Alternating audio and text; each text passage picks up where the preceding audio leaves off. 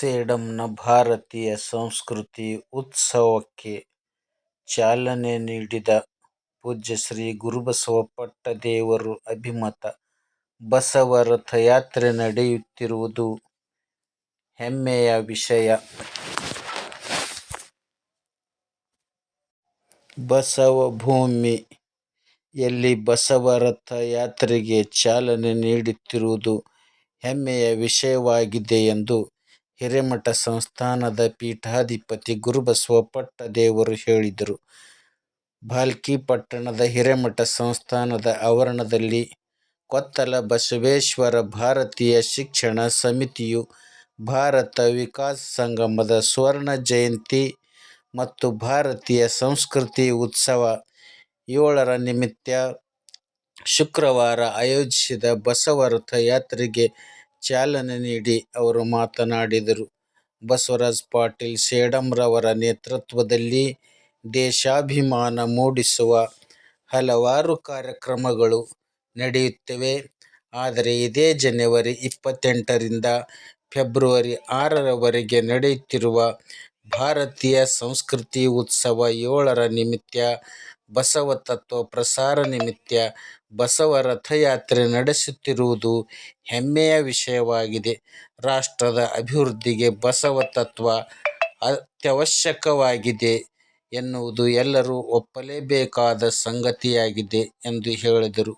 ಪ್ರಾಸ್ತಾವಿಕವಾಗಿ ಮಾತನಾಡಿದ ವಿಕಾಸ ಅಕಾಡೆಮಿಯ ಸಹ ಸಂಚಾಲಕ ರೇವಣಸಿದ್ದಪ್ಪ ಜಾಡರ, ಆಧುನಿಕತೆಯ ಜೊತೆಗೆ ಪ್ರಾಚೀನ ಪರಂಪರೆಯ ಸಂಸ್ಕೃತಿಯನ್ನು ನಾವು ಗೌರವಿಸಬೇಕು ಎಂದು ಹೇಳಿದರು. ಶರಣ ಸಾಹಿತ್ಯ ಪರಿಷತ್ ಜಿಲ್ಲಾಧ್ಯಕ್ಷ ಶಂಭುಲಿಂಗ ಕಾಮಣ್ಣ ಮಾತನಾಡಿ, ಉತ್ತಮ ಗುರು ಪರಂಪರೆ ಇದ್ದಾಗ ಮಾತ್ರ ಗುಣಮಟ್ಟದ ವಿದ್ಯಾರ್ಥಿಗಳು ತಯಾರಾಗುತ್ತಾರೆ ಎಂದು ಹೇಳಿದರು.